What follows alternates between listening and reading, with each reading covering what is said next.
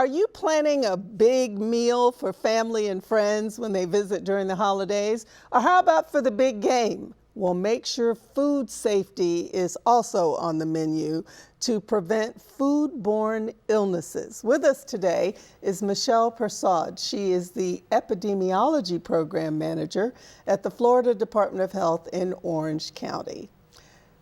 Thank you for being here, Michelle. Thank you for having me. You know, time of year, we get together, we celebrate, and there's food. There's always food. Yes. So before we get into that, let's kind of back up and tell us what an epidemiologist does. That's a great question. So epidemiologists are those disease investigators, field investigators who go out and try to figure out what caused the illness. Why are you ill? And we look for the thing that is making you ill. So we'll ask questions, you know, from that person who became ill. Mm-hmm. When did your symptoms start? What symptoms did you have? And what did you eat? Where did you go? Did you travel? So that's basically our background and our history of what we do as epidemiologists, as being disease investigators. And we love getting together socially in this country with our friends and family, but there can be some uninvited guests too if we don't prepare.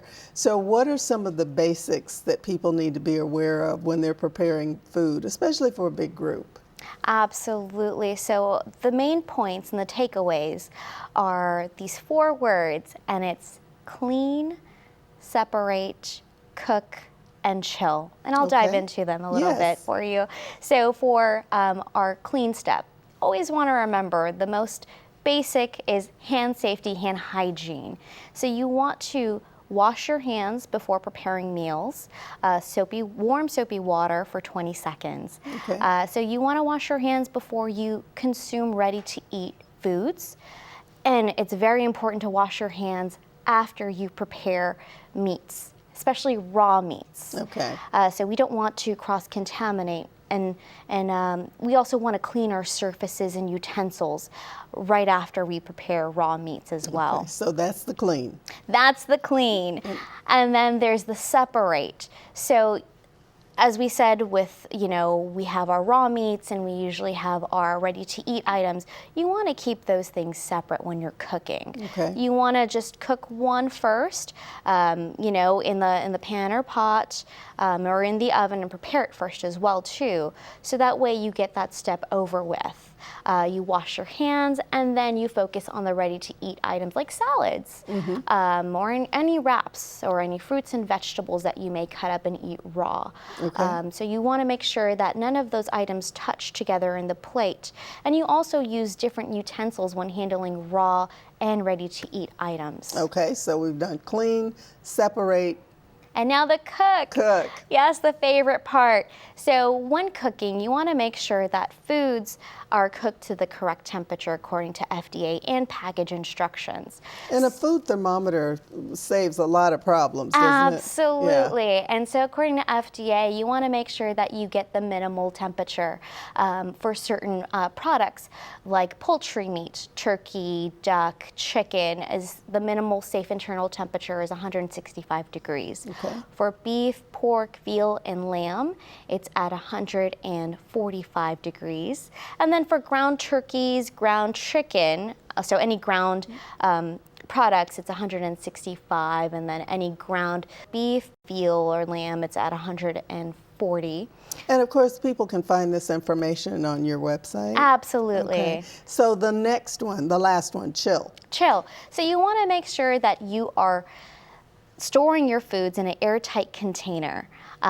So when we do have these parties, we tend to leave things out for a long time. Yes. And so the maximum temperature or the maximum time out is 2 hours. Food should ideally be held at 140 degrees when laying out at room temperature, or if not, we try to find mechanisms such as the sternos to make sure that we keep temperatures held at 140 or above if out for a long time. Is that where most of the problem happens, because people leave things out too long. You have a long evening or a long afternoon. Yes. And you just kind so- of forget. Yeah, and we tend to leave things on the stove or the countertop, and that gives time with the right temperature and environment. It gives time for the pathogens to grow, the bacteria, so you can have toxins or just your run-of-the-mill bacteria that you often don't think about growing on your food, but can happen. Are there some foods that are really,